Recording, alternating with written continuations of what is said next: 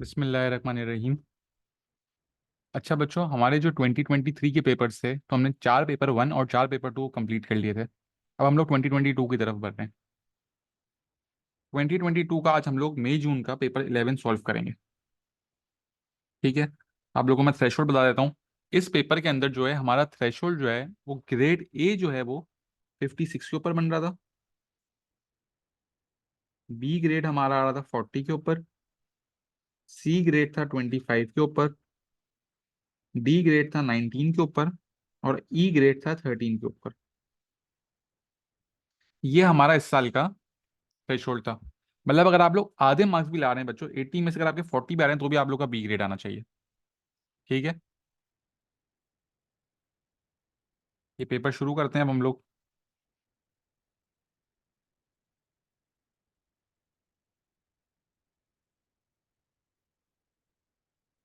पहला सवाल, right down the value of 5 in the number 253624।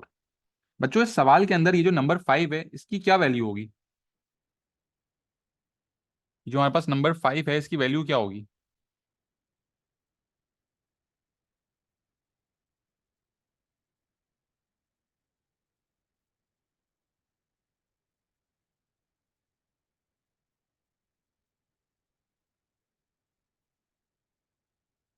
बेटा जब हम इस चीज को पढ़ते हैं तो हम इसको पढ़ेंगे किस तरह? 2,53,624। मतलब ये 5 जो है आप इसको 53,000 पढ़ रहे हो। ये 5 को अगर आपको रिप्रेजेंट करना है तो ये 5 का रिप्रेजेंट कर रहा होगा, ये 5 रिप्रेजेंट कर रहा होगा 50,000। ये नंबर 5 का रिप्रेजेंट कर रहा है, ये बच्चों ये 50,000 रिप्रेजेंट कर रहा है। ये 3 जो है वो 3,000 कर रहा है। 6 जो है वो 600 कर रहा है। 2 जो है वो 20 कर रहा है और 4 जो है वो 4 ही रिप्रेजेंट कर रहा है। तो ये जो 5 है ये क्या रिप्रेजेंट कर रहा है? 50,000।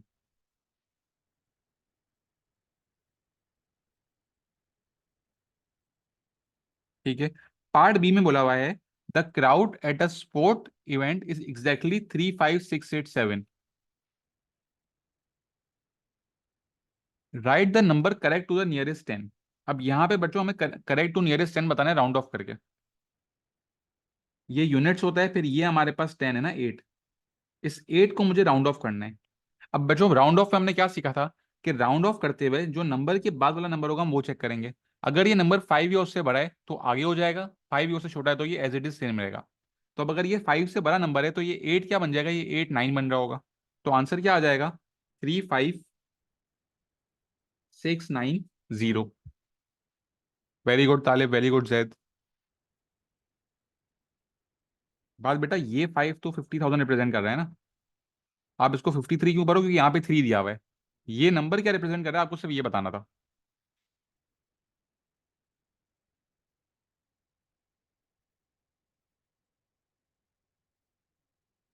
Question 2A, right down the number of lines of symmetry on this diagram. ठीक है। एक तो हमें नजर आ रहा है ये वर्टिकल लाइन ऑफ सिमेट्री बन रही है। अगर मैं हॉरिजॉन्टल बनाने जाऊं तो आप लोग देखें कि हॉरिजॉन्टल लाइन ऑफ सिमेट्री नहीं बन रही, क्योंकि यहाँ पे ये ऊपर लाइन आ रही है लेकिन नीचे की तरफ लाइन नहीं है। तो ये ब्लू वाली जो है वो लाइन ऑफ सिमेट्री नहीं होगी। बाकी डायगनल भी लाइन ऑफ सिमेट्री नहीं बनेगी। तो हमारे पास सिर्फ एक लाइन ऑफ सिमेट्री है बेटा। तो यहाँ आंसर आ जाएगा 1।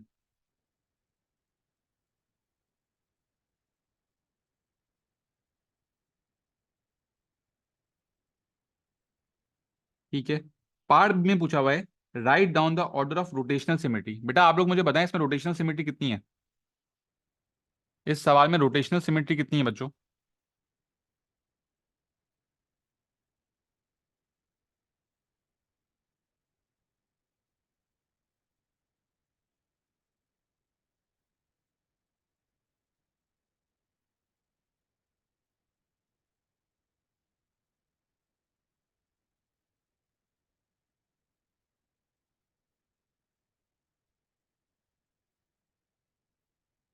अगर आप इस शेप को देखें, ठीक है, तो आप अगर इसको 90 डिग्री रोटेट करेंगे तो ये पॉइंट यहां पे आ रहा होगा। सेम तो नहीं होगा। 180 डिग्री में ये पॉइंट यहां आ रहा होगा। 180 डिग्री में सेम हो रहा है। 180 डिग्री में सेम हो रहा है एक बार, और फिर वापस 360 में सेम हो जाएगा। तो इसकी रोटेशनल सिमेट्री क्या होगी बच्चों? इसकी रोटेशनल सिमेट्री होगी 2। इसकी रोटेशनल सिमेट्री 2 होगी। अगर आप देखें आपका ये शेप है, अगर आपने कॉपी को या पेपर जब आप दे रहे होंगे तो पेपर को 90 डिग्री रोटेट करेंगे, तो आप लोग नोटिस करेंगे कि शेप सेम नहीं होगा। फिर जब आप 180 डिग्री रोटेट करेंगे, मतलब आप इसको पेपर को आप अपने उल्टा कर लेंगे, तो आप देखेंगे सेम शेप बन रहा है। इसका मतलब एक रोटेशनल सिमेट्री आ गई। फिर 270 में रोटेशनल सिमेट्री नहीं है और 360 में वापस ये शेप अपनी जगह पे आ गया है। तो इसकी रोटेशनल सिमेट्री का क्या ऑर्डर होगा बच्चों? इसकी रोटेशनल सिमेट्री का ऑर्डर होगा 2। ठीक है, कोई मसला बच्चों, कोई सवाल?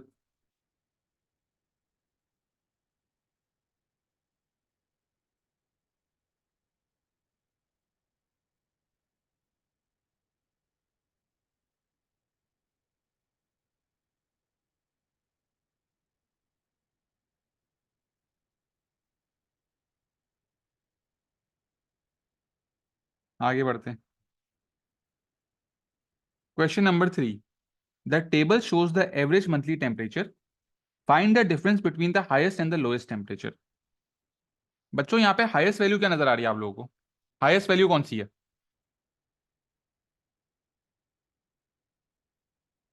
बिल्कुल सही, हाईएस्ट वैल्यू हमारे पास है 20। और लोएस्ट वैल्यू क्या है बच्चों? सबसे कम वैल्यू हमारे पास है -12। डिफरेंस किस तरह निकालते हैं? माइनस करके। तो 20 माइनस -12।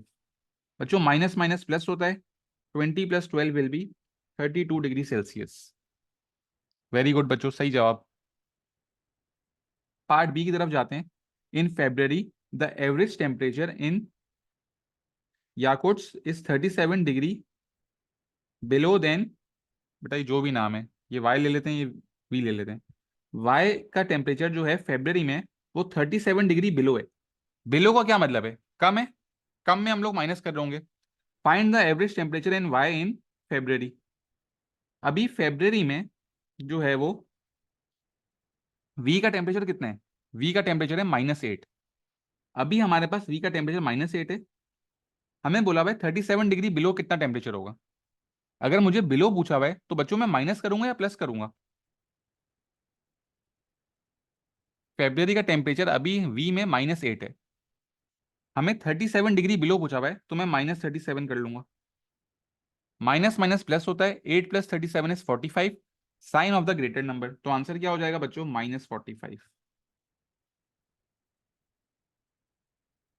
कोई मसला बच्चों, कोई सवाल?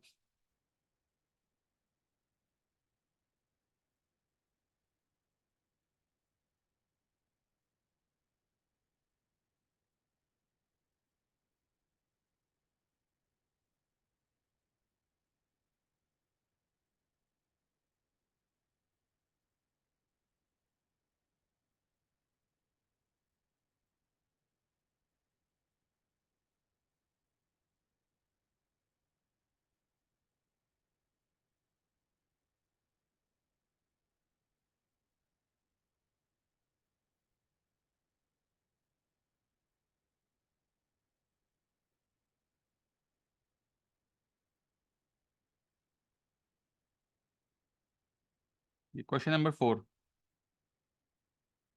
two cubes have a total volume of 152. One cube has an edge of length 5 centimeter. Calculate the length of the edge of the other cube. ठीक है। अच्छा बच्चों, हमें बोला भाई दो क्यूब हैं, दोनों क्यूब का वॉल्यूम आ रहा है 152। अच्छा, वॉल्यूम का जो फॉर्मूला है वो क्या है हमारे पास? क्यूब के वॉल्यूम का फॉर्मूला क्या है? लेंथ को क्यूब कर देंगे। ठीक है, लेंथ को क्यूब कर देते हैं। एक क्यूब की लेंथ बताई हुई 5, तो 5 का क्यूब कितना होगा बच्चों? 5 का क्यूब होगा 125 सेंटीमीटर क्यूब। हमारे पास एक क्यूब का जो वॉल्यूम आ रहा है वो आ रहा है 125। ठीक है, तो टोटल वॉल्यूम ये रहा। एक क्यूब का वॉल्यूम मुझे पता चल चुका है। 152 में से जब मैं 125 माइनस कर दूंगा, तो 27 जो आ रहा है, ये आ रहा है दूसरे क्यूब का वॉल्यूम। आपसे क्यूब की लेंथ पूछी हुई है। दूसरे क्यूब का जो वॉल्यूम होगा वो भी एल क्यूब होगा। उसका आंसर मुझे पता है 27 होना चाहिए। Cube root on both sides. तो लेंथ कितनी आ गई? लेंथ आ गई 3 सेंटीमीटर। लेंथ आ गई 3 सेंटीमीटर। ठीक है भाई।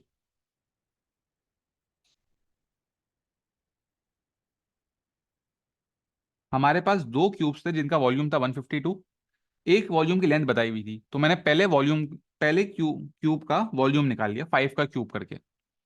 तो पहले क्यूब का वॉल्यूम आ रहा था 125, टोटल वॉल्यूम ये था। इन दोनों को जब मैं माइनस करूंगा तो मुझे पता चल जाएगा कि दूसरे क्यूब का वॉल्यूम कितना आ रहा है, जो कि 27 है।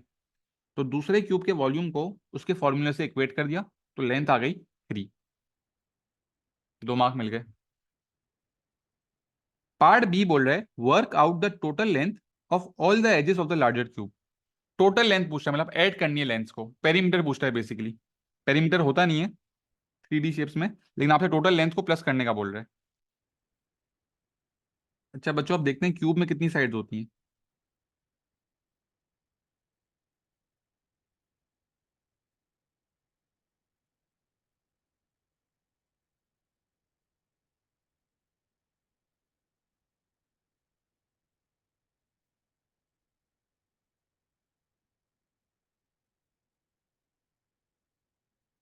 ये बच्चों हमारे पास एक क्यूब है, तो आप देखें आगे हमारे पास स्क्वायर की 4 साइड हैं, पीछे वाले स्क्वायर की 4 साइड होंगी, 8 हो गई, और 4 लाइनें जो है वो इनको ज्वाइन कर दी होंगी, तो टोटल जो है हमारे पास 12 लाइन्स हैं। और लार्जर क्यूब की लेंथ 5 थी, तो 12 × 5 इज 60 सेंटीमीटर। ये हमारा आंसर आ गया।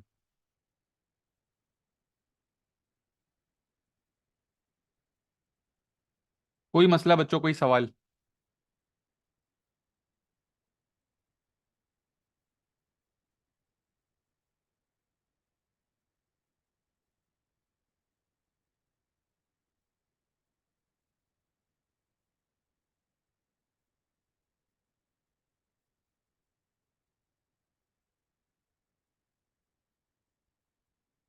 बेटा सब जवाब दे दें ताकि मैं आगे बढ़ूं।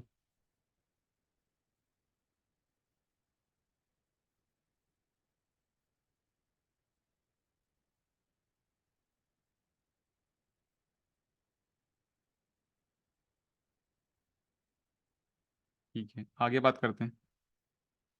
Question number 5। The diagram shows the net of a solid drawn on a 1 centimetre grid. Name of the solid formed by this net and describe fully the dimensions. अच्छा बेटा, नेट जो है वो हमारी 3D शेप्स में होता है। 3D shape को ओपन करके हमारे पास नेट बनता है।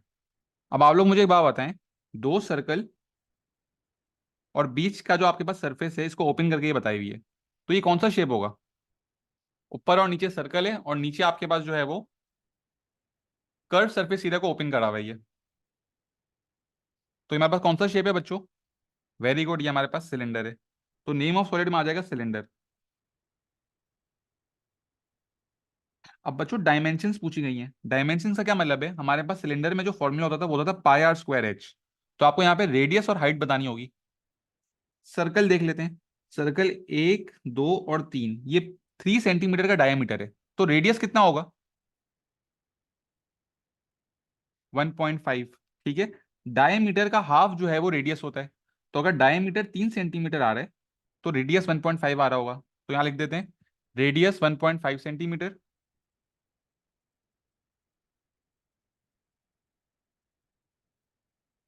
और इस सिलेंडर की हाइट कितनी है? 1, 2, 3, 4, 5, 6।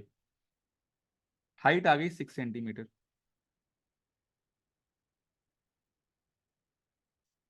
इसके आपको 3 मार्क मिल गए। ठीक है, नेट हमेशा ओपन करके 3D शेप का होगा। हमने देखा हमारे पास दो सर्कल और ये कर्व सरफेस एरिया बीच में ओपन हुआ हुआ है, रेक्टेंगल की शेप में बना हुआ है। तो इस दो सर्कल कौन से 3D शेप में होते हैं? हमारे पास सिलेंडर में होते हैं। आपने ये लिख दिया।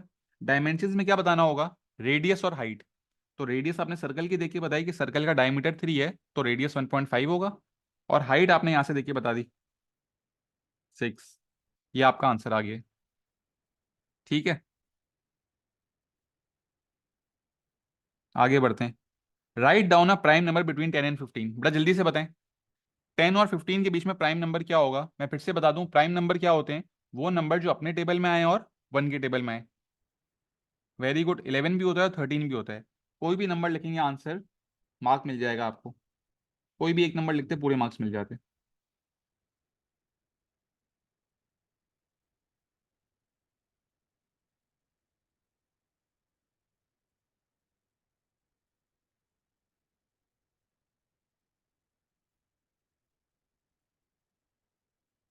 पार्ट बी देखें, पार्ट बी में पूछा हुआ है write down an irrational number between 10 and 15। अब इरेशनल नंबर क्या होते हैं बेटा? वो नंबर जिनको आप फ्रैक्शन में नहीं लिख सकते। जैसे मैंने आप लोगों को पाई की एग्जांपल बताई थी। और इसके अलावा मैंने क्या बोला था बच्चों? अंडर रूट के अंदर प्राइम नंबर्स। अंडर रूट के अंदर प्राइम नंबर्स। अब यहाँ पे आप लोग कैसे बताओगे? आप लोग पहले मुझे बताएं। देखिए, हमें इसको अंडर रूट में कन्वर्ट करना पड़ेगा। जब भी इरेशनल नंबर्स की बात होगी हम इनको अंडर रूट में कन्वर्ट कर लेंगे। किस नंबर को अंडर रूट करूंगा कि 10 है?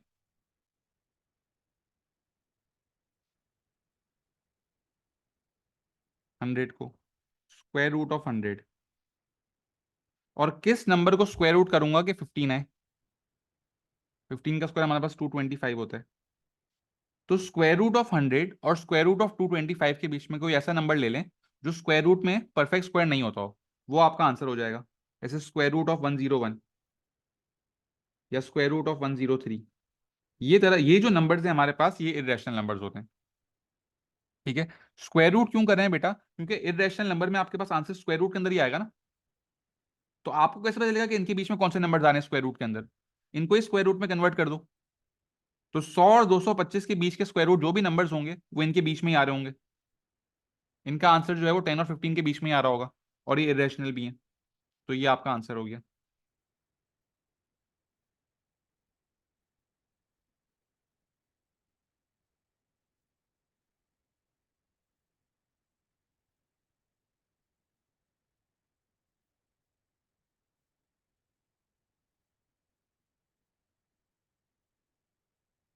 ठीक है, आगे बढ़ते हैं। Question number 7।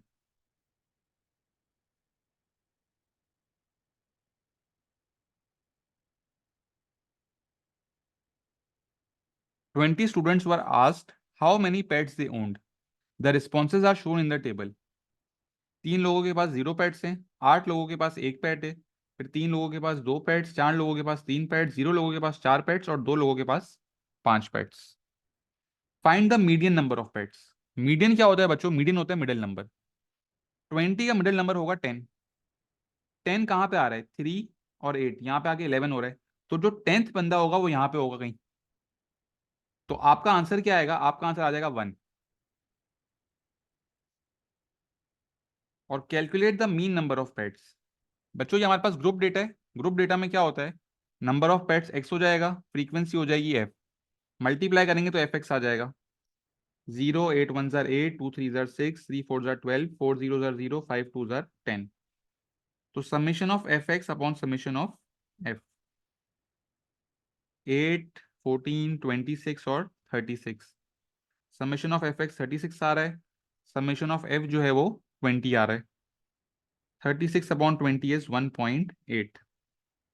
तो ये आपका मीडियन और मीन आ गया। साले बेटा फॉर्मूला से भी करोगे वही आप वर्किंग करोगे फिर भी आपका आंसर 10 ही आ रहा होगा। ओ सॉरी, 10 पे आ रहे होगे आप। दोनों आंसर यहीं पे लाए करोगे 1 की रेंज में, तो आंसर 1 ही होगा।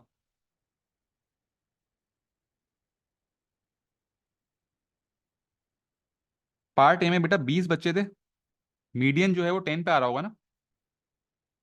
10th वैल्यू कहाँ आ रही होगी? 3 बच्चे यहाँ हैं और फिर अगले 8 यहाँ पर हैं। तो 11 हो गया। 10th वैल्यू जो है वो 10th बंदा जो है वो इधर ही होगा ना। तो उसके पास कितने पेट्स होंगे? उसके पास 1 पेट होगा। तो आंसर 1 आ गया।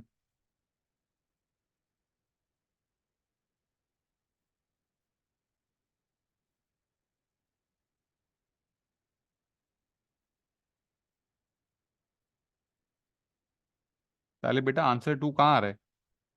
आपका 2 आ रहा होगा ना, वैसे तो 1 ही है ना आंसर। ठीक है।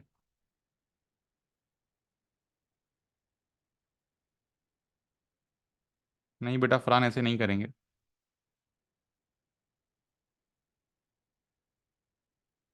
क्वेश्चन नंबर 8 पे चलते हैं। Work out 2/3 minus 3/5। बच्चों जब भी फ्रैक्शन में प्लस या माइनस होगा तो 3 क्रॉस रूल होगा। 5 2 10, 3 3 9, 3 5 15, 10 - 9 is 1। 1/15 हमारा आंसर आ गया। 3/5 डिवाइड बाई 2/3। बेटा जब भी डिवाइड हो रहा होगा हम क्या करते हैं? फ्रैक्शंस में डिवाइड नहीं होता। हम क्या करेंगे? 2/3 को रेसिप्रोकल कर देंगे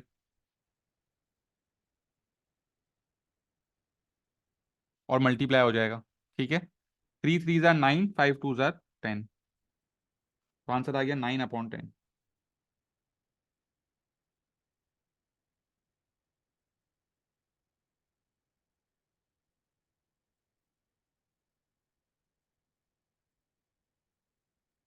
जी बेटा, क्वेश्चन नंबर 8 में अगर आप एलसीएम लेके करना चाहें तो भी सेम ही आंसर आएगा।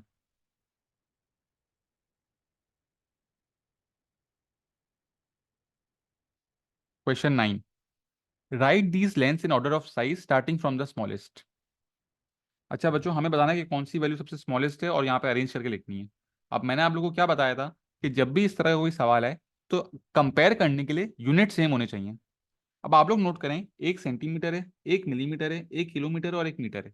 यहाँ पे सेम नहीं है, हमें इनको सेम करना पड़ेगा।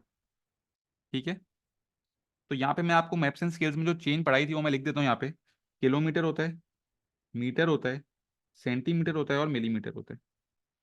किलोमीटर से मीटर जाएंगे तो मल्टीप्लाई बाय 1000, मीटर से सेंटीमीटर में मल्टीप्लाई बाय 100 और सेंटीमीटर से मिलीमीटर में मल्टीप्लाई बाय 10।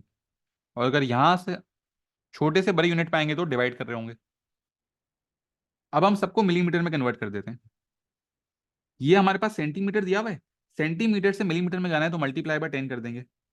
32,000 मल्टीप्लाई बाय 10 हो जाएगा 3,20,000। ये ऑलरेडी मिलीमीटर में। 3.1 किलोमीटर को पहले किलोमीटर से मीटर आएंगे मल्टीप्लाई बाय 1000। पहले तो 3.1 कंप्लीट होगा, फिर दो जीरो और आ जाएंगे। ये मैंने मीटर में कर लिया। मीटर से सेंटीमीटर आने के लिए दो जीरो और लगेंगे, सेंटीमीटर से मिलीमीटर आने के लिए एक जीरो और लगेगा। और 34 मीटर है, मीटर से सेंटीमीटर आने के लिए दो जीरो, सेंटीमीटर से मिलीमीटर आने के लिए एक जीरो। तो टोटल तीन जीरो लग रहे होंगे। ये सब हमारे पास मिलीमीटर में आ गए, ये मैंने कन्वर्जन कर लिया जो हमने मैप्स एंड स्केल्स में पढ़ी थी। ठीक है, अब मैं क्या करूंगा, अब मैं देखूंगा कि सबसे स्मॉलेस्ट वैल्यू कौन सी आ रही है। सबसे स्मॉलेस्ट वैल्यू आ रही है 3300। तो मैं यहाँ पे ले दूंगा 3300 मीटर्स, 3300 मिलीमीटर सॉरी। अब सेकंड स्मॉलेस्ट वैल्यू आ रही है 34,000। यहाँ पे मैं बच्चों 34,000 ही लिखूंगा, यहाँ पे क्या लिखूंगा, 34 मीटर्स। फिर अगला ये है हमारे पास 32,000 सेंटीमीटर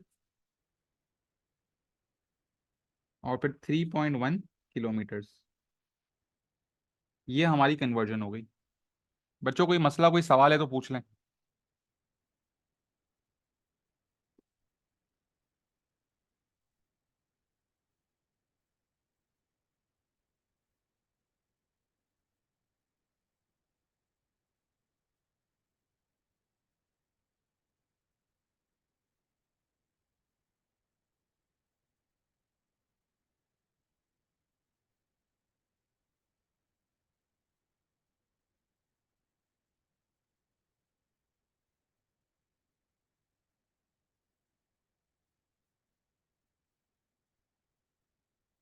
ठीक है,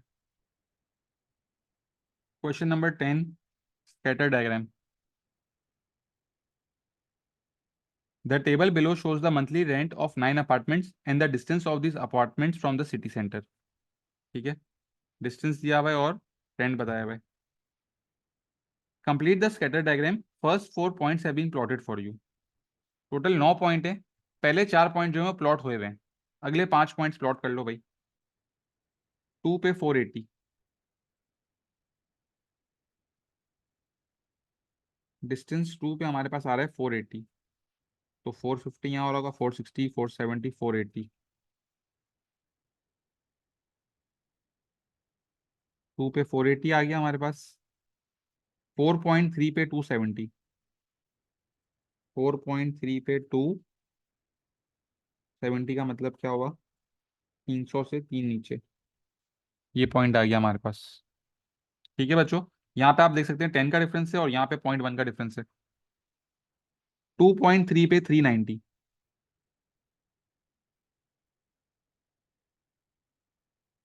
2.3 पे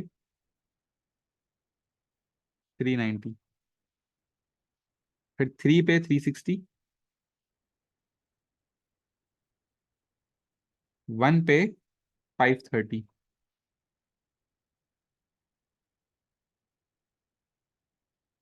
ये हमने पॉइंट्स मार्क कर दिए।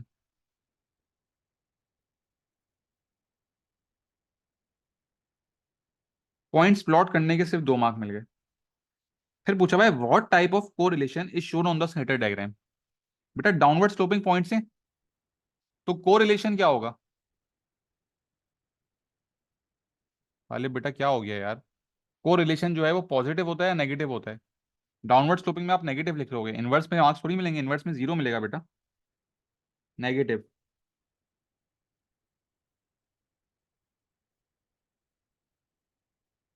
ठीक है, हमें सिर्फ नेगेटिव लिखना है। On the scatter diagram draw a line of best fit. 9 points दिए मैं आपको, आप अपनी लाइन ऑफ बेस्ट फिट बना लें। अच्छा, अगर इस तरह की लाइन बनेगी तो 4 पॉइंट।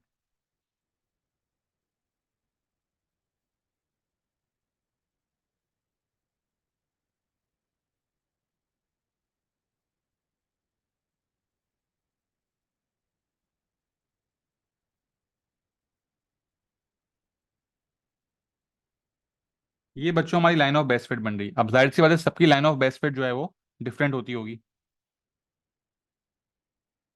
ठीक है, आपको क्या देखना है लाइन ऑफ बेस्ट फिट में, कि कितने पॉइंट्स ऊपर हैं और कितने पॉइंट्स नीचे हैं।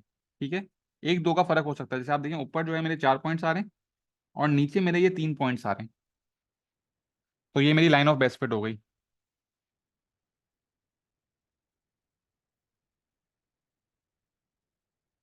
Use the line of best fit to estimate the monthly rent of an apartment which is 4 kilometre from the city.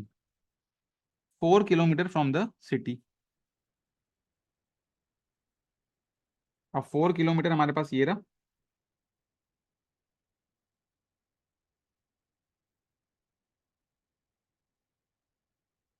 हमारा आंसर आ रहा है भाई 250, 260, 270, 275। 270 और 280 के बीच में मेरा आंसर आ रहा है 275।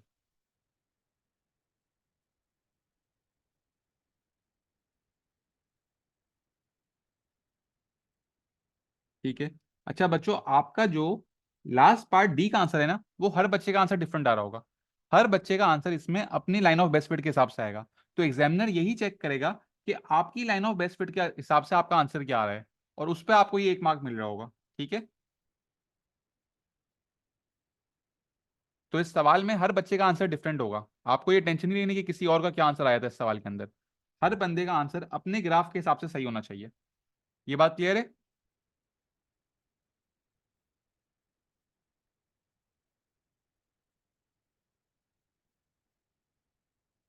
नहीं बेटा फ्रांस, सबका आंसर आपके ग्राफ के हिसाब से देखा जाएगा।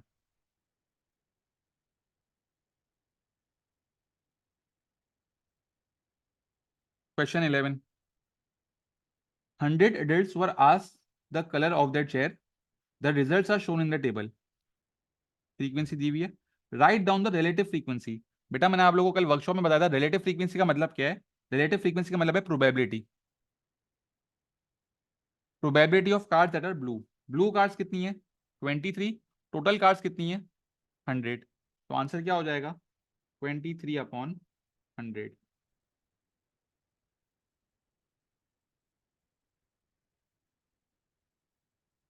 Part B. A different group of 1200 adults were asked the color of their car. The relative frequency of one of these adults owning a white car is 0.3. Find the number of adults whose car is a white car. अब हमें white car नहीं पता, लेकिन हमें उसकी probability पता है 0.3 है। जी बेटा, अगर आप लोग यहाँ पे 0.23 लिखेंगे तो भी सही होगा। ठीक है, अब इसमें आप लोग ये सवाल जो है वो दो तरीके से सॉल्व कर सकते हो। और मेरे पास चैट बॉक्स में दोनों आंसर्स आ रहे हैं, मैं आप लोगों को एक तरीका सिखा रहा हूँ। हमें पता है व्हाइट कार्ड्स नहीं पता। जब मैं फेवरेबल आउटकम को टोटल आउटकम जो कि 1200 है उससे डिवाइड करूंगा, तो मेरे पास जो आंसर आ रहा होगा वो प्रोबेबिलिटी होगी, जो कि 0.3 दी हुई है। Favourable outcome upon total outcome is equal to 0.3। और 1200 अगर यहाँ डिवाइड हो रहा है तो वहां जाके मल्टीप्लाई हो रहा होगा। तो x is equal to 1200 multiply by 0.3, इसकी हम वर्किंग कर लेते हैं। बेटा रेशो मेथड से जो बच्चे बोल रहे हैं वो भी बिल्कुल सही होगा, सबका आंसर सही आएगा उससे भी। 3 0 0, 3 0 0, 3 2 6, 3 1 3, क्रॉस आ गया, सारे जीरो आ गए,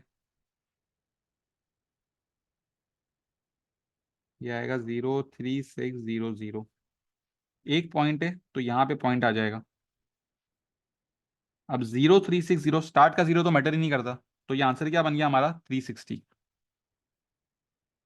ये आंसर हमारे पास आ गया 360। जिन बच्चों ने रेशो मेथड से करा है उनका भी 360 आ रहा होगा।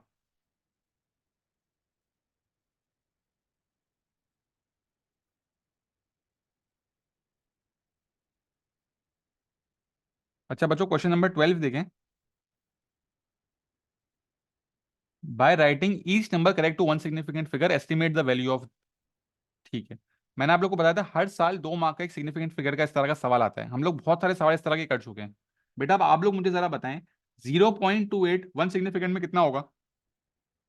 0.28 वन सिग्निफिकेंट में कितना होगा?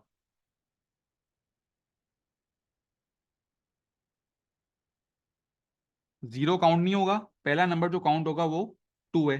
अब 2 के बाद 8 लिखा हुआ है तो ये राउंड ऑफ होके 3 हो जाएगा, 0.3। वेरी गुड बच्चों। 37.4 कितना होगा?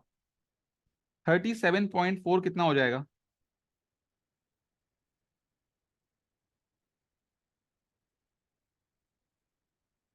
दुल्ला बेटा कॉन्फिडेंट हो, आप सही आंसर बता रहे हो, क्वेश्चन मार्क क्यों भेज रहे हो? कंफ्यूज थोड़ी होना है भाई, आप श्योर हो कि आपका आंसर सही है। पहला नंबर 3 है, 3 के बाद 7 है, तो जब आप राउंड ऑफ करोगे तो ये 3 जो है वो 4 बन जाएगा, क्योंकि 7 जो है वो 5 से भरा है, तो यहाँ आएगा 40। बेटा जो बच्चे 30 बोल रहे हैं वो राउंड ऑफ सही नहीं कर रहे हैं।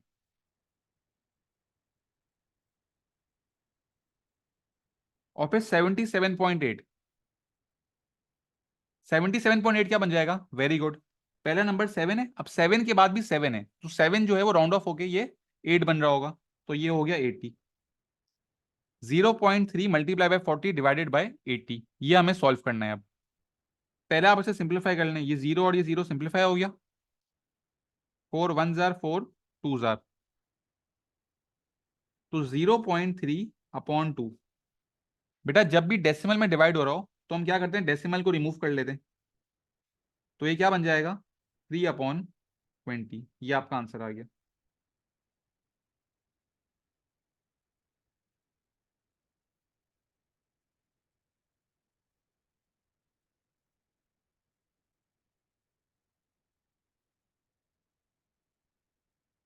और 0.15, दोनों आंसर ये सही होंगे। बेटा ये सिग्निफिकेंट फिगर्स क्लियर है आपको? ये 2 मार्क्स सबको लेने हैं। जी बेटा फरहान लिख सकते हैं।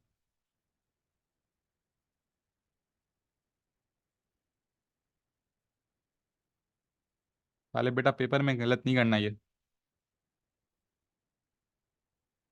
एक्सपेंड एंड सिंप्लीफाई, बेटा कल हम लोगों ने एल्जेब्रा रिवाइज किया था। दो ब्रैकेट से आपस में मल्टीप्लाई हो रहे हैं, पहले एक्स को दोनों से मल्टीप्लाई कर लेंगे, फिर 3 को दोनों से मल्टीप्लाई कर लेंगे। X into x is x square, x into -4 is -4x, 3 into x is 3x, 3 into -4 is -12। X square as it is आ गया, -4x इंटू +3x हो जाएगा -x, और फिर -12।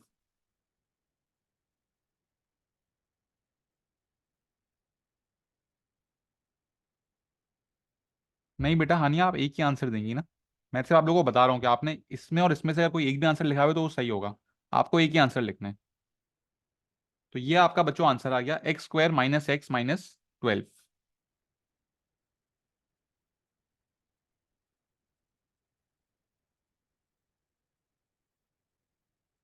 तो ये बात कॉमन क्यों लेंगे, बेसिक मल्टीप्लिकेशन हो रही है। अच्छा पार्ट 2 देखें। पार्ट 2 में आप लोग नोटिस करें, हमारे पास दो ब्रैकेट बने हुए हैं। हम लोगों ने बॉर्ड मास में पढ़ा था, सबसे पहले हमें ब्रैकेट को ओपन करना है, तो ये 5 इन दोनों से मल्टीप्लाई हो जाएगा और ये -2 इन दोनों से मल्टीप्लाई होगा। अब बेटा इन सवालों में होता क्या है, बच्चे प्लस माइनस में सिली मिस्टेक कर देते हैं बस। 5 into x is 5x, 5 into two is 10, -2 into 2x कितना होगा? -4x, -2 into -1 is +2, 5x - 4x is x, 10 + 2 is 12। Answer आ गया बेटा, फ्री के 4 मार्क्स मिले ये।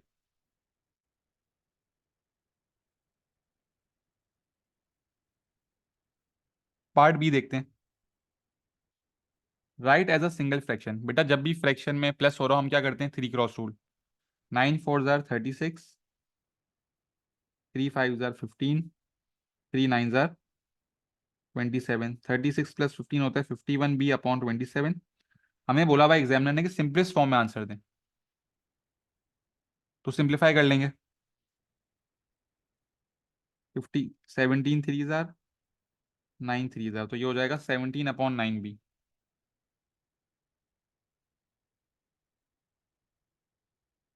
बेटा ये 6 मार्क्स जो है वो हर बच्चा लेता है पेपर के अंदर, यहाँ गलती नहीं करनी है।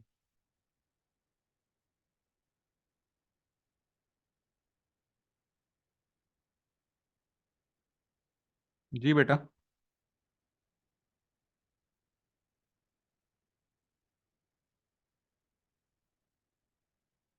बेटा वेरिएबल तो एज इट इज आ गया ना, आपने तो नंबर्स को सिंप्लीफाई किया।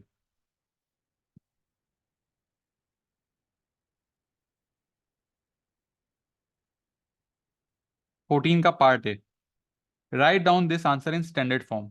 तो स्टैंडर्ड फॉर्म में क्या होता है, आपका नंबर 1 और 10 के बीच में होना चाहिए। यहाँ पे नंबर आप देख सकते हैं 1 से छोटा है, तो इस नंबर को आगे लाने के लिए एक डेसिमल आ गया है, 2, 3 और 4 डेसिमल आगे आ रहे हैं। जब हम लोग 4 डेसिमल आगे आएंगे तो पावर पीछे जा रही होगी, तो 8.63 इंटू 10⁻⁻4। वेरी गुड बच्चों।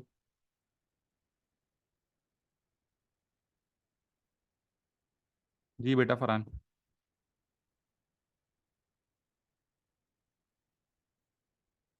The table below shows the approximate area of some deserts। ये हमारे पास डेजर्ट्स हैं कुछ, जिसका एरिया बताया हुआ है हमें। Write down the name of the desert with the largest area. अब यहाँ पे लार्जेस्ट एरिया किसका है हमें ये बताना है। अच्छा बच्चों, मैंने आप लोगों को क्या बताया था कि जब भी कंपेयर कर रहे होंगे पावर सेम होनी चाहिए ना। अभी आप कंपेयर नहीं कर सकते हो, क्योंकि आप देखो आपके पास 3 पावर जो है वो 6 में, एक 5 में और एक 7 में। तो पहले आप इनको कन्वर्ट करें 6 में। अगर मैं इस पावर को 6 में लेके आता हूं तो +1 करूंगा, तो यहाँ एक ये डेसिमल पीछे चला जाएगा, तो ये हो जाएगा 0.9 इंटू 10⁻6। और यहां जब मैं -1 कर रहा हूँ तो ये पावर आगे जा रही होगी, तो ये 1.4 जो है वो 14 हो जाएगा।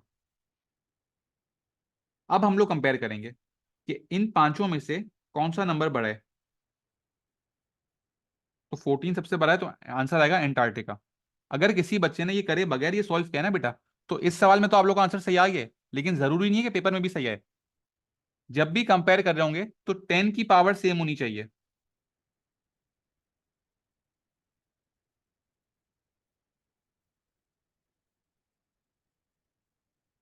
Calculate the total area. बच्चों टोटल एरिया का क्या मतलब है, प्लस करना होगा।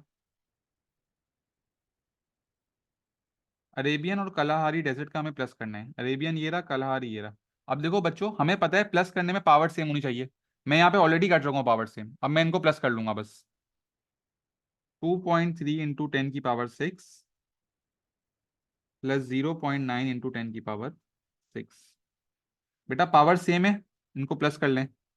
2.3 इंटू 0.9। अब मुझे एग्जामिनर बोल रहे हैं आंसर स्टैंडर्ड फॉर्म में दो। बेटा क्या ये स्टैंडर्ड फॉर्म है या नहीं है।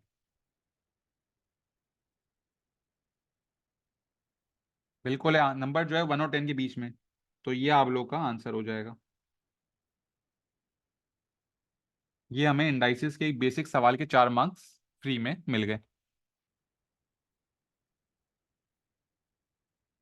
आगे बढ़ते हैं। अच्छा अभी एक और इंडाइसिस का सवाल है यहाँ पे। 7⁻³ डिवाइड बाय 7⁻⁴। बेटा हमने क्या रूल पढ़ा हुआ था, व्हेन बेसिस आर सेम,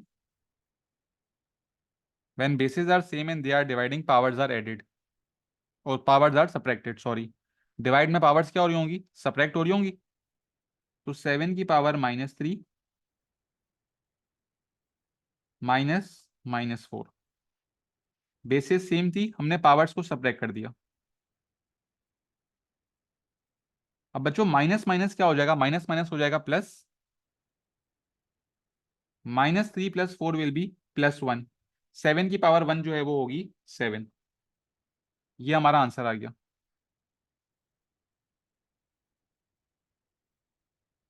ठीक है। क्या रूल याद रखना था, when bases are same and they are dividing powers are subtracted. अगर यहाँ पे मल्टीप्लाई होता तो हम पावर्स को ऐड करते। पार्ट बी पे आते हैं। फाइंड द वैल्यू ऑफ के व्हेन 3 की पावर 6 की पावर के इज इक्वल टू 3 की पावर 2।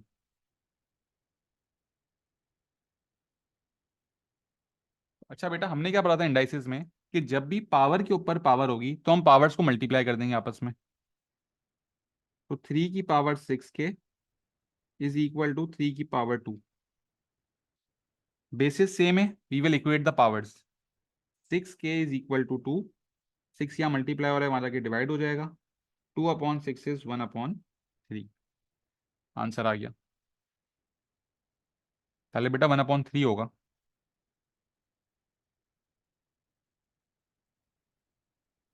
पार्ट सी पे आते हैं। Simplify 3 bracket 2 square into 3 cube into 5 की पावर 4 का square. Give your answer in this form. ठीक है। अच्छा, 3 तो हमारे पास बाहर लिखा हुआ है। अब बच्चों मुझे एक बात बताएं कि जब भी पावर के ऊपर पावर होगी तो पावर्स आपस में मल्टीप्लाई होंगी। तो 2 की पावर हो जाएगी 4, 3 की पावर हो जाएगी 6, और 5 की पावर हो जाएगी हमारे पास 8। अब ये 3 जो है वो इस 3 से मल्टीप्लाई हो रहा होगा। तो 2 की पावर 4 इंटू 3 की पावर 7 इंटू 5 की पावर 8। इस फॉर्म में आंसर देना था। ये आंसर हम यहाँ लिख देते हैं भाई। ये आपका आंसर हो गया। बेटा आप देखें, सिर्फ इंडाइसिस और स्टैंडर्ड फॉर्म के आपको 8 मार्क दिए हुए। 7 कहाँ से आया बेटा। ये 3 जो है, ये जब इस 3 की पावर 6 से मल्टीप्लाई होगा, when bases are same and they are multiplying powers are added ना, 1 + 6 इज 7। इस तरह ये 7 आया है। ठीक है। और पार्ट बी में हानिया बेटा हमने क्या करा, देखो पहले तो हमने क्या रूल अप्लाई करा कि पावर के ऊपर जब पावर होती है तो पावर्स मल्टीप्लाई होती हैं। तो 6 × K 6 K हो गया। और फिर बेटा हानिया बेसिस सेम थी ना, तो पावर्स को इक्वेट कर दिया, तो के की वैल्यू आ गई। बेटा सेम बेस वाले को सेम बेस से करोगे ना।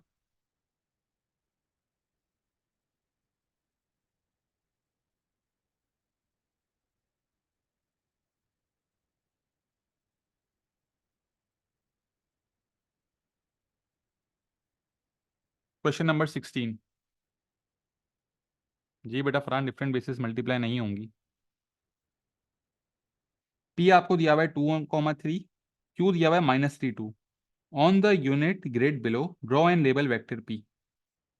बेटा वेक्टर्स की क्लास में सबसे पहली चीज हमने क्या पढ़ी थी, डायरेक्शन वेक्टर 2 और 3। इस 2 का क्या मतलब है, 2 राइट जाएंगे, और इस 3 का क्या मतलब है, 3 ऊपर जाएंगे। मतलब मैं कोई भी पॉइंट ले लूँ, अगर मैं यहाँ से शुरू कर रहा हूँ तो मैं 2 राइट जाऊंगा और 3 ऊपर जाऊंगा, तो ये पॉइंट आ जाएगा। तो ये मैंने इसको वेक्टर पी को रिप्रेजेंट कर दिया, 2 राइट 3 ऊपर। ठीक है। पार्ट बी में बोला हुआ है on the unit grid below draw and label vector 2 Q. तो 2 और क्यू आपको क्या दिया हुआ है, -3 2। तो ये आ जाएगा -6 4। बच्चों -6 4 का क्या मतलब है। जी बेटा अब्दुल्ला, आपकी मर्जी, आप जहां से भी स्टार्ट करना चाहो कर सकते हो ना। पूरी ग्रिड दी हुई है आपके पास। लेकिन ये रिप्रेजेंट क्या कर रहा है, देखो ना, ये रिप्रेजेंट कर रहा है ना कि 2 राइट और 3 ऊपर, ये 2 और 3 रिप्रेजेंट कर रहा है ना। रिप्रेजेंटेशन सही होनी चाहिए। अब यहाँ -6 4 है। -6 4 का क्या मतलब है बच्चों, 6 लेफ्ट और 4 ऊपर। यहाँ पॉइंट बना देता हूँ भाई। 6 लेफ्ट, 1 2 3 4 5 6, 4 ऊपर। ये पॉइंट आ गया। ये लाइन बन गई। ये मैंने पी को रिप्रेजेंट कर दिया है। ये मैंने 2 क्यू को रिप्रेजेंट कर दिया है। अगले पार्ट में बोल रहा है P - Q को रिप्रेजेंट करो। तो P हमारे पास है 2 3, माइनस क्यू है -32। बच्चों माइनस माइनस प्लस होगा, 2 + 3 इज 5, 3 - 2 इज 1। 5 1 रिप्रेजेंट करना है। 5 1 का क्या मतलब है? 5 राइट, एक ऊपर। ये स्टार्टिंग पॉइंट ले लिया, 5 राइट और एक ऊपर।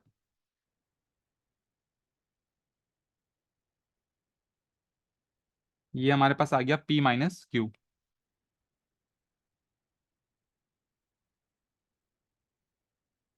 ठीक है भाई, आगे बढ़ते हैं। Question number 17। The scale of a map is 2 cm to 1 km। The area of a would on the map is 6 cm²। Find the actual area of the would in km²। अच्छा बच्चों, ये हमारे पास जो है वो मैप्स एंड स्केल्स का सवाल आ चुका है। हमें दिया हुआ है 2 cm = 1 km। अब बच्चों एरिया की बात हो रही है, एरिया में हम लोग स्क्वायर कर देंगे। ये बन जाएगा 4 cm² = 1 km²। अब एरिया ऑफ वुड दिया हुआ है 6 cm²।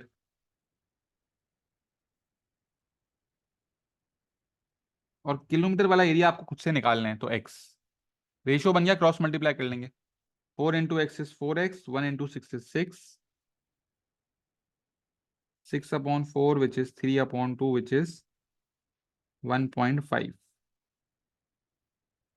तो ये आ गया 1.5 km²। बेटा बहुत बेसिक सवाल है, हमने इससे मुश्किल सवाल मैप्स एंड स्केल्स की क्लास में करे थे।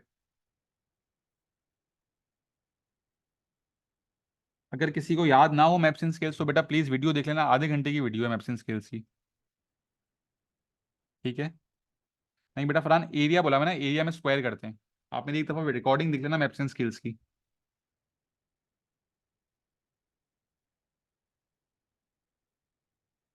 Question number 18। In the Venn diagram shade the region represented by P × Q complement. बच्चों P × Q कॉम्प्लीमेंट का क्या मतलब है? P के अंदर लेकिन Q के बाहर, Q के बाहर लेकिन P के अंदर, तो ये जो रीजन है बाहर वाला, ये शेड हो जाएगा।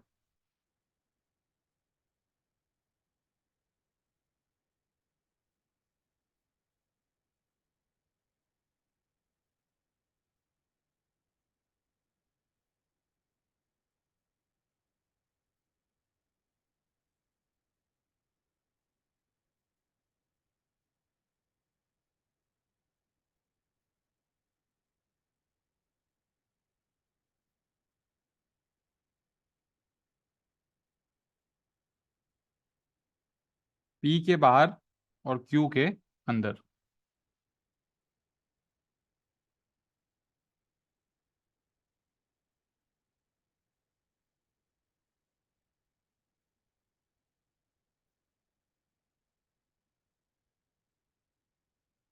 बेटा आप लोग शेडिंग पेंसिल से कर रहे होंगे। तैयबा बेटा आधे घंटे के अंदर अंदर क्लास खत्म हो जाएगी।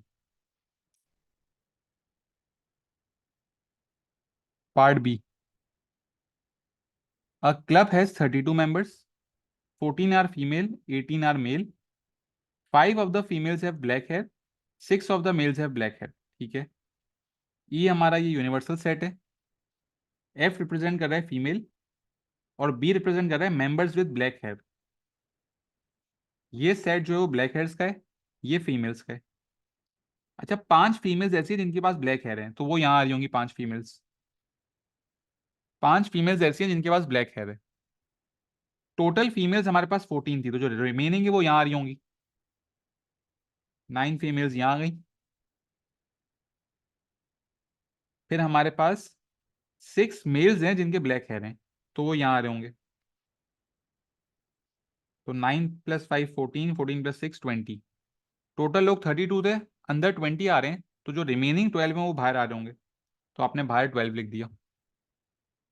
तो यह आपने वेन डायग्राम को कंप्लीट कर लिया, 2 मार्क आप लोगों को मिल गए।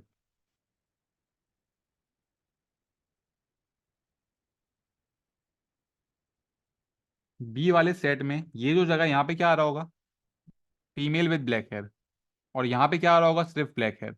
मेल्स की तो बात ही नहीं हो रही ना यहाँ पे, तो मेल सिर्फ मेल्स जो है वो बाहर आ रहे होंगे। जो ब्लैक हेयर वाले मेल्स हैं वो यहाँ आ गए।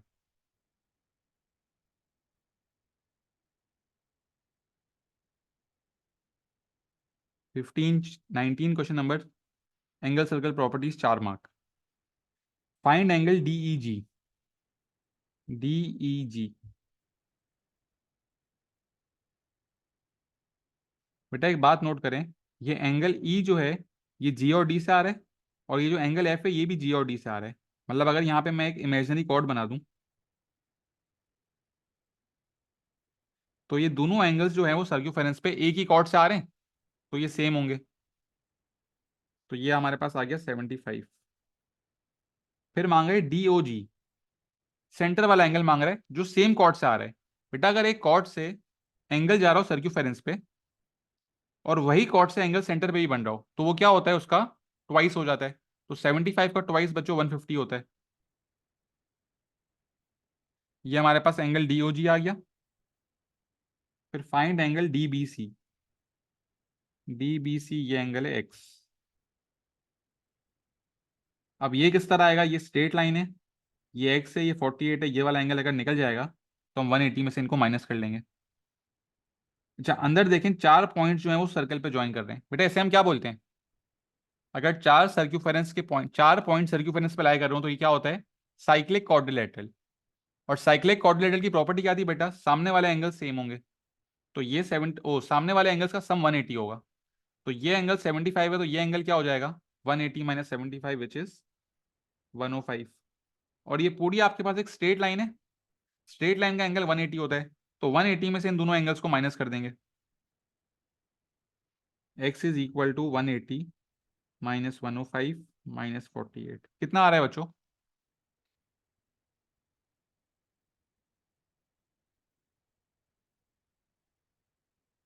27 degrees.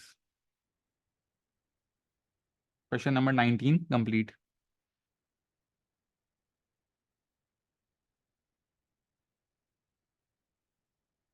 Question number 20, 4 mark functions, three के marks. F of x given है, find f of three. F of three का क्या मतलब है, एफ के फंक्शन में एक्स की जगह 3 आ जाएगा। 6 3 18, 18 plus 2 is 20, 20 upon 5 is 4। F inverse x, 3 step के 3 मार्क दिए मैं। पहला स्टेप क्या है, एफ ऑफ एक्स की जगह वाई आ जाएगा। फिर एक्स को सब्जेक्ट बनाना है, 5 यहाँ डिवाइड हो रहा है, वहां जाके मल्टीप्लाई, 2 यहाँ प्लस हो रहा है, वहां जाके माइनस, 6 यहाँ मल्टीप्लाई हो रहा है, वहां जाके डिवाइड। आखिरी स्टेप क्या था बच्चों, एक्स की जगह एफ इनवर्स एक्स, वाई की जगह एक्स। तो 5x माइनस 2/6। फ्री में 4 मार्क्स मिल चुके हैं हमें। क्वेश्चन नंबर 21, वेरिएशंस, ये भी फ्री में 2 मार्क्स। डायरेक्ट वेरिएशन हो गया, इनवर्स होगी। डायरेक्ट में न्यूमरेटर में आएगा, इनवर्स में फ्रैक्शन में आएगा। यहाँ पे इनवर्स लिखा हुआ है मतलब फ्रैक्शन में आ जाएगा। y is inversely proportional to 1/x+1 का होल स्क्वायर। प्रोपोर्शनल की जगह जब इक्वल टू आएगा तो k आ जाएगा। ठीक है, y की जगह 2, x की जगह 3। 3 + 1 इज 4, 4 का square is 16। 2 is equal to k/16। 16 यहाँ बच्चों डिवाइड हो रहा है, वहां जाके मल्टीप्लाई, k की वैल्यू आ गई हमारे पास 32। तो y इज इक्वल टू, बेटा जब भी k की वैल्यू आती है उसको हम लोग यहाँ पे सब्स्टिट्यूट कर देते हैं।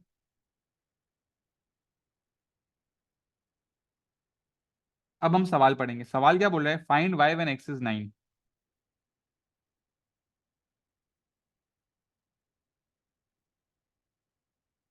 9 + 1 होता है 10, 10 का स्क्वायर होता है 100।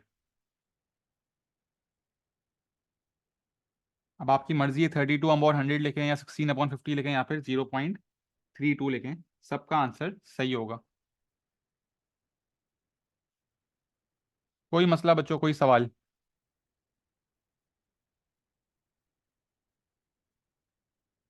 बेटा एक्टिव हो जाए, पेपर कंप्लीट होने वाला है, 21 तो हो गए। 2 3, सिर्फ 4 सवाल बाकी हैं। जल्दी जल्दी बताएं, यहाँ तक क्लियर है।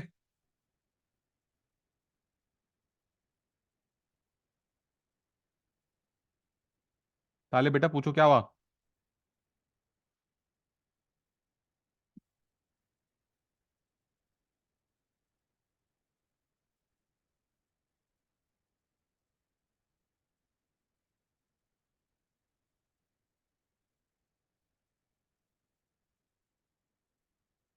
जी बेटा, ये बात फ्रैक्शन में आंसर लिख सकते हैं।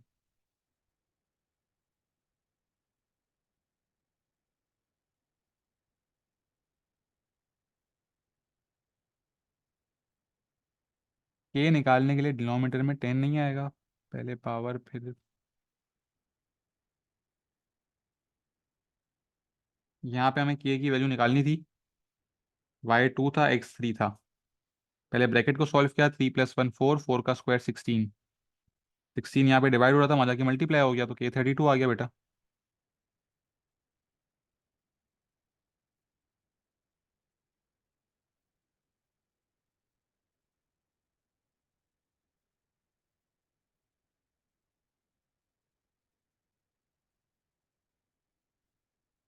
बेटा पहले ब्रैकेट को सॉल्व करोगे ना, फिर उसको स्क्वायर करोगे।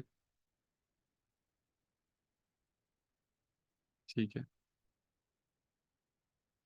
Question 22, factorise. बेटा हम लोग ने एलजेब्रा में क्या पढ़ा था कि अगर चार वेरिएबल्स होंगे किस तरह फैक्टराइज करेंगे, कॉमन ले लेंगे। 5ax और अगर 3ay में से कुछ कॉमन आ रहा है तो क्या कॉमन आएगा बेटा, इन दोनों में से क्या कॉमन आएगा। बिल्कुल सही, ए। जब ए कॉमन आ गया तो 5x - 3y। अब यहां से भी 5x बचाना होगा, तो मैं क्या कॉमन लूंगा। पहले तो माइनस साइन कॉमन आ जाएगी, और यहाँ पे 10 है लेकिन मुझे 5 चाहिए, तो 2 कॉमन लूंगा। और इसके बाद सी भी कॉमन लेना पड़ेगा, तो -2c कॉमन लूंगा, तो 5x - 3y। तुम्हारे पास दो ब्रैकेट्स क्या बन गए बच्चों, a - 2c और 5x - 3y। पार्ट बी में हमारे पास एक क्वाड्रेटिक इक्वेशन है, तो मिडिल टर्म ब्रेक कर लेंगे। 15 × 4 = 60।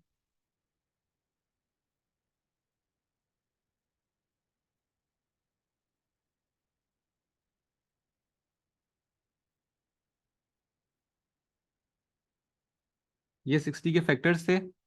12 और 5 से 7 आएगा, अब हमें -7 चाहिए, तो -12x + 5x - 4। 3x कॉमन ले लेंगे, 5x - 4 + 1 5x - 4। ये हमारे दो ब्रैकेट्स बन गए। बेटा यहाँ पे सवाल कंप्लीट हो जाएगा। इक्वल टू जीरो नहीं है, हम लोग x की वैल्यूज नहीं निकालेंगे, ये डायरेक्ट हमारा आंसर हो जाएगा।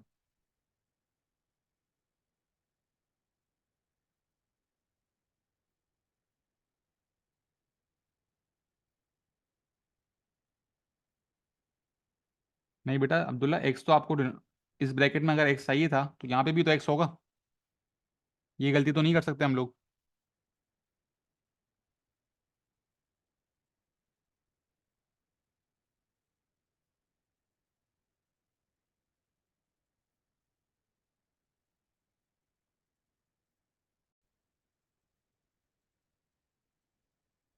ठीक है बेटा, तो ये हमारे आंसर्स आ गए हैं।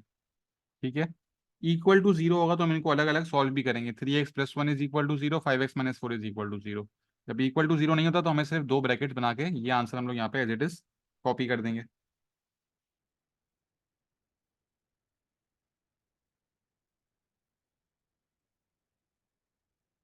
Question number 23। y = 3x + 2/2x - 1, rearrange the formula to make x the subject. अच्छा बेटा, हम लोगों ने फंक्शंस में भी ये पढ़ा था सब्जेक्ट किस तरह बनाते हैं। अच्छा, मैंने आप लोगों को याद है बताया था कि अब जो है हमारे पास थोड़े मुश्किल सवाल आ रहे हैं, जिसमें होता है कि जिस चीज़ को सब्जेक्ट बनाना होता है वो एक से ज़्यादा होते हैं। आप लोग यहाँ पे नोटिस करें, एक्स जो है वो एक से ज़्यादा है, टोटल हमारे पास दो एक्स हैं। तो मैंने आप लोगों को क्या बताया था कि जब भी एक से ज़्यादा वेरिएबल हो और हमें उसको सब्जेक्ट बनाना हो, तो पहले हम उसको न्यूमिनेटर में लाएंगे और एक साइड पे कर देंगे। अब सबसे पहले तो ये डिनोमिनेटर में 2x - 1, इसको न्यूमिनेटर में किस तरह लाएंगे, वहां जाके मल्टीप्लाई कर देंगे। 2xy - y = 3x + 2। अब हमें x को एक तरफ करना है, तो ये 3x यहाँ आ जाएगा, ये y वहाँ चला जाएगा। 2xy - 3x = 2 + y। बच्चों अब जरा मुझे बताएं क्या हो रहा होगा इसमें।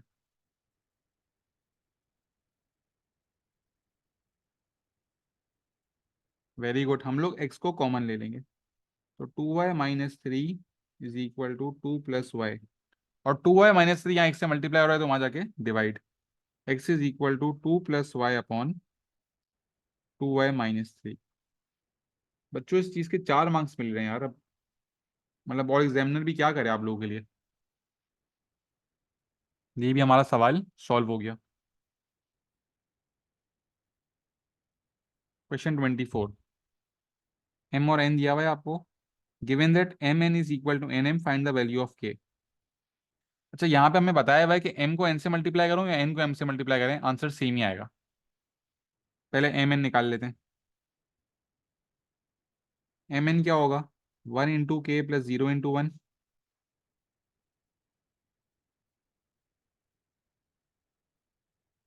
फिर 1 × 0 + 0 × 4, 4 × k + 3 × 1, और फिर 4 × 0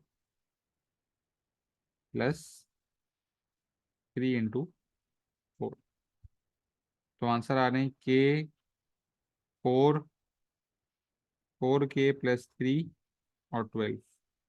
m मल्टीप्लाई बाय n का हमारे पास ये आंसर आ रहा है। इसका k आ गया, इस अच्छा सॉरी ये 0 है, ये हमारे पास पूरा 0 आ रहा है। ये आ रहा है 4k + 3, और ये भी 0 है, तो ये 3 4 12 आ रहा है। ठीक है, ये m × n हो गया। अब n मल्टीप्लाई बाय m कर दें।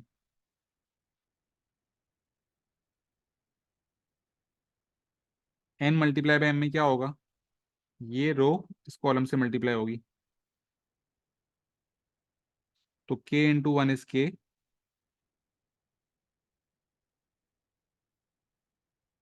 + 0 × 4। अब ये रो जो है वो इस कॉलम से और होगी, तो k × 0 और 3 × 0।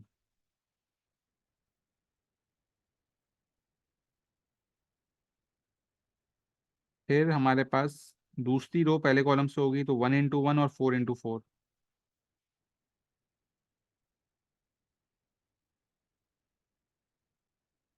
और फिर 1 × 0 4 × 3।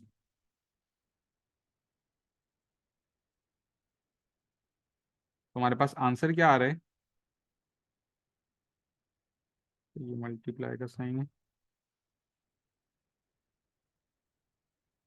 n × m हमारे पास आ रहा है k, 0, 17 और 12। अब आप देखें, इनको कंपेयर करें, हमें बोला हुआ है ये इक्वल है, के 0 0 12 12, तो ये भी इक्वल होगा आपस में। तो 4k + 3 will be equal to 17। 4k is equal to 14, k is equal to 14/4, 7/2 या फिर 3.5। ये हमारा आंसर आ गया, 3 मार्क मिल गए। ठीक है, जिन बच्चों को मल्टीप्लिकेशन करना आती है उनको यहाँ पे पूरे मार्क्स मिलेंगे।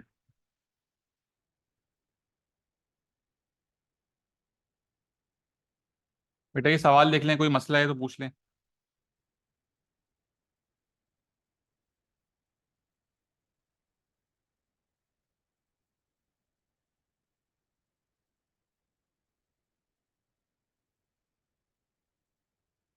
सर n × m में, बेटा n × m में n पहले होगा और m बाद में होगा ना।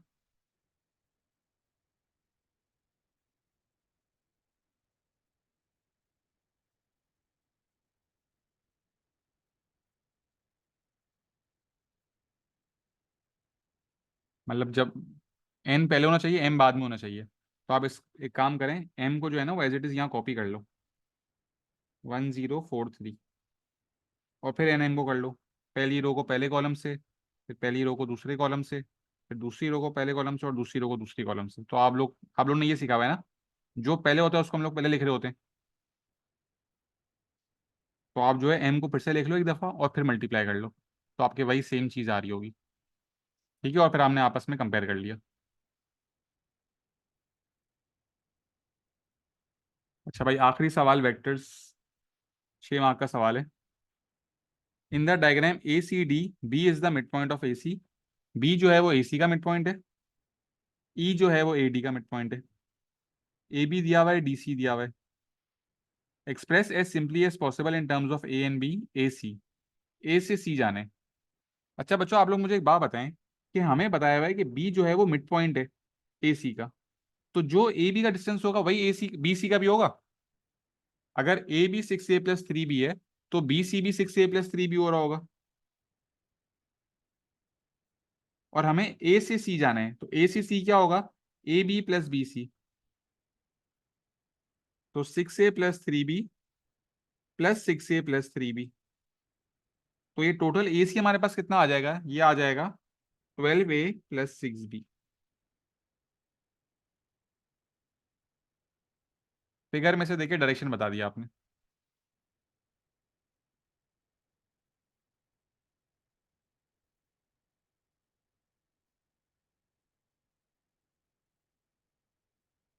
पार्ट 2 में एग्जामिनर पूछ रहा है ए डी, ए से आपको डी जाना है। अब ए से डी जाने के दो तरीके हैं, एक तो आप डायरेक्टली यहां से चले जाओ, या फिर आप पहले ए से सी जाओ और फिर सी से डी जाओ। अब बच्चों हमें ए सी और सी डी ऑलरेडी पता है, तो हम पहले ए से सी जाएंगे और फिर सी से डी आ जाएंगे। ए सी क्या है, 12a+6b। अब यहाँ पे डी सी 5a+2b है, तो सी डी क्या होगा बच्चों, -5a-2b। बिल्कुल सही, ऑपोजिट डायरेक्शन में जा रहे हैं तो साइन हम लोग चेंज कर देंगे। -5a-2b, plus minus is minus, 12 - 5 is 7, तो 7a, plus minus is minus, 6b - 2b is 4b, 7a+4b। बेटा ये आप देख लें, पहले तो ये तीन फ्री के मार्क्स थे, डायरेक्शन देखिए और हमने आंसर निकाल लिया। तो जो बच्चे बोलते हैं ना बेटा हम लोग मेंसुरेशन छोड़ देंगे या वेक्टर्स का टॉपिक छोड़ के चले जाएंगे, मुश्किल टॉपिक ही है, तो देखो ये तीन फ्री मार्क्स भी फिर आप लोग जाया कर दोगे। आप लोग देखो P1 में मेंसुरेशन का भी कितना आसान सवाल आया था। तो हमें हर टॉपिक पर के जाना है, हमें नहीं पता कि एग्जामिनर क्या पता मुश्किल टॉपिक का आसान सवाल दे दे तो वो आपसे हो जाए, और आसान टॉपिक का मुश्किल सवाल दे दे वो आपसे ना हो रहा हो। तो हमें हर टॉपिक करके जाना है। यहाँ तक कोई सवाल है?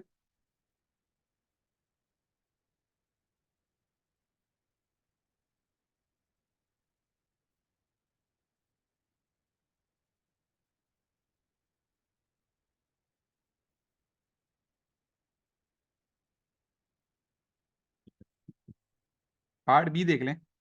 Show that vector E B is parallel to D C. हमें शो करना है कि ई बी और डी सी आपस में पैरेलल है। बेटा आप लोगों को याद होगा, मैंने आप लोगों को वेक्टर्स में बताया था कि पैरेलल वेक्टर्स किस तरह होते हैं, मैं दिखा भी देता हूँ।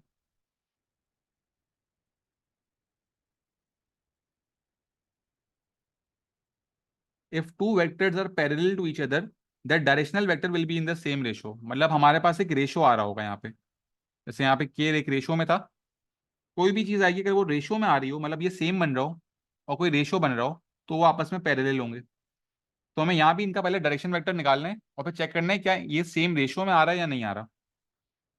तो आप लोग एक बात नोट करें कि हमारे पास जो है डी सी तो ऑलरेडी गिवन है, तो हमें सिर्फ ई बी निकालना है। मुझे ई से बी जाना है। अब बच्चों ई से बी जाने का क्या तरीका है?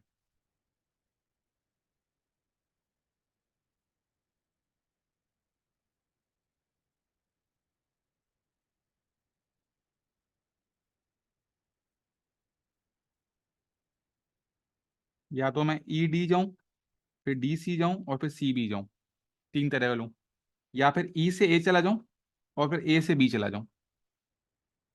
तो आसान ऑप्शन क्या है बच्चों, कि मैं ई से ए जाऊं और फिर ए से बी जाऊं। बेटा दोनों तरीकों से आंसर सेम आएगा, आप यहां से यूं जाओ या यहां से यूं जाओ, जब आप सेम डेस्टिनेशन पे पहुंच रहे हो ना तो आपका आंसर सेम आ रहा होगा।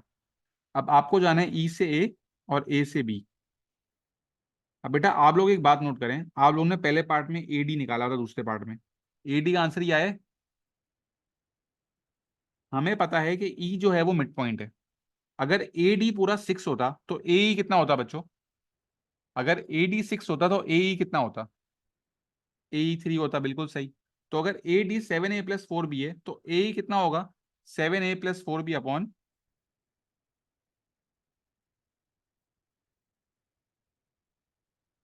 2। तो अगर मैं इसको डिवाइड करके लिख दूं तो ये कितना हो जाएगा? 3.5a+2b। यहाँ मुझे वर्किंग दिखानी पड़ेगी पहले तो। अगर मैं ए ई निकालने जा रहा हूँ तो ए ई होगा half of A D, which is 7a+4b। तो यह आ जाएगा 3.5a+2b। अब मुझे ई से बी जाना है, तो मैं ई से ए जा रहा हूँ और फिर ए से बी जा रहा हूँ। E B is equal to E A plus A B. अब बेटा आप लोग एक बात नोट करें कि मेरे पास ये जो आंसर आ रहा है ये ए से ई का है। अगर मैं ई से ए जा रहा हूँ तो ये माइनस में आएगा, साइन चेंज करनी पड़ेगी मुझे। तो -3.5 ए -2 भी आ रहा होगा।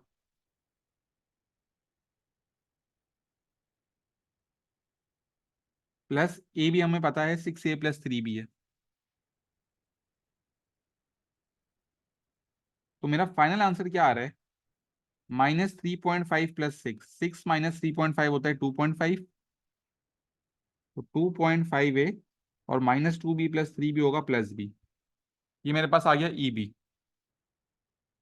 और डी सी मुझे ऑलरेडी पता है 5a+2b है। तो मैं क्या लिखूंगा? वेक्टर ई बी जो है वो रेशो में होना चाहिए ऑफ डी सी। अब ए बी ई बी हमारे पास आया है 2.5a+b, और डी सी हमारे पास क्या आया हुआ है? 5a+2b।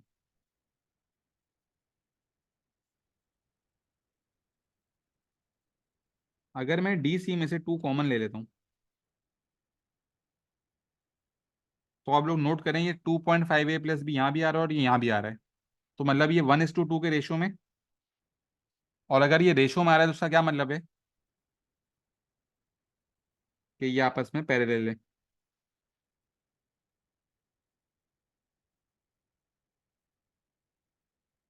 Vector E B is parallel to.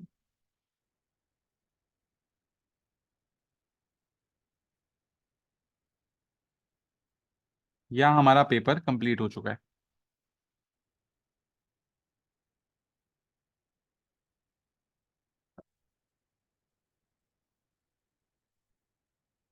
कोई मसला बच्चों, कोई सवाल?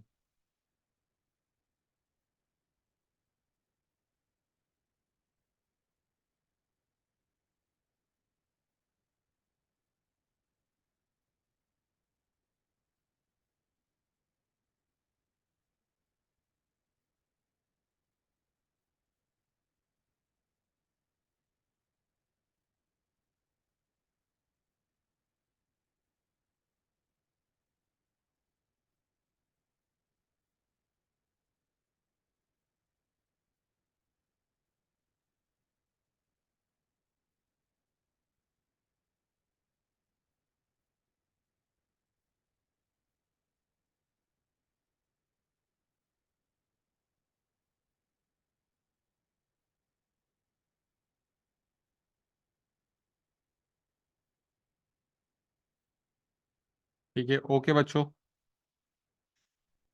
अल्लाह हाफिज।